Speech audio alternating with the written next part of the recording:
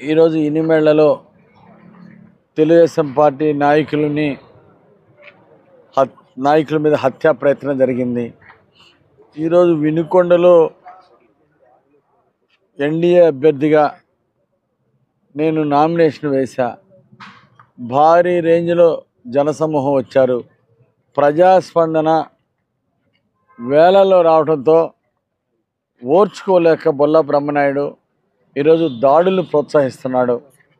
అంటే ఈ విధంగా భయభ్రాంతులు చేసి, అంటే కొంతమందిని చంపేస్తే అంటే రేపు ఎలక్షన్లో మిగిలిన వాళ్ళు భయపడతారని, దాని ద్వారా రాజకీయ లబ్ధి పొందాలని ఈరోజు ఒక కుట్ర బన్ని ఒక పథకం ప్రకారం ఇనిమేళ్లలో దాడి చేపించాడు బొల్లా బ్రహ్మనాయుడు.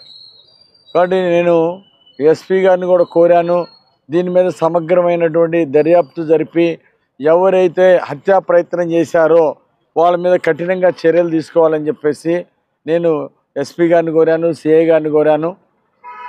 మరి ఇలాంటి దాడులు అనేక సార్లు జరుగుతూ ఉన్నాయి. బొల్లా బ్రహ్మనాయుడు ఎమ్మెల్యే అయిన తర్వాత ఈరోజు గ్రామాల్లో ప్రశాంతత లేకుండా చేశాడు. వర్గాల మధ్య చిచ్చు పెట్టి, ఈరోజు పార్టీల మధ్య చిచ్చు పెట్టి, ఈరోజు తన సొంత రాజకీయ స్వార్థ ప్రయోజనాల కోసం ప్రజలను బలి చేస్తూ ఉన్నాడు.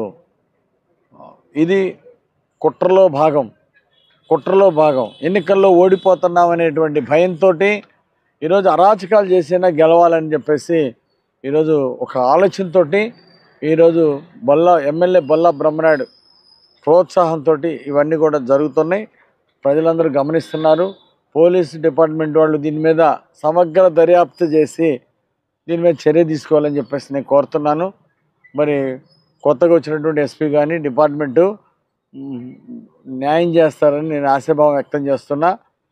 కొత్తగా డిఎస్పీ గారు వచ్చారు, డిఎస్పీ కూడా ఇనిమేళ్ళు వచ్చారు. అంటే ఇన్సిడెంట్ జరిగిన అన్నీ కూడా మరి డిఎస్పీ కూడా వచ్చి సమాచారం తీసుకుంటున్నారు. ఇనిమేళ్లలో ఎవరైతే హత్యా ప్రయత్నం చేశారో వాళ్ళ మీద కఠినంగా చర్య తీసుకోవాలని చెప్పేసి నేను డిమాండ్ చేస్తున్నా. అది సార్వత్రిక ఎన్నికల దగ్గర పడుతున్నట్టు మొత్తం ఇలాంటి విలేజ్ గుర్తించారా? ఎన్నికల కమిషన్ ఏమైనా ఫిర్యాదు చేశారు ఇప్పటివరకు? మేము ఆల్రెడీ అంటే సమస్యాత్మక గ్రామాల్లో లా అండ్ ఆర్డర్ కంట్రోల్ చేయాల్సిన గ్రామాల్లో ఇనిమేళ్ల గ్రామం కూడా ఒకటి. ఆల్రెడీ సమస్యాత్మక గ్రామాలని ఎన్నికల కమిషన్ దృష్టికి కూడా తీసుకెళ్ళాం. అలాగే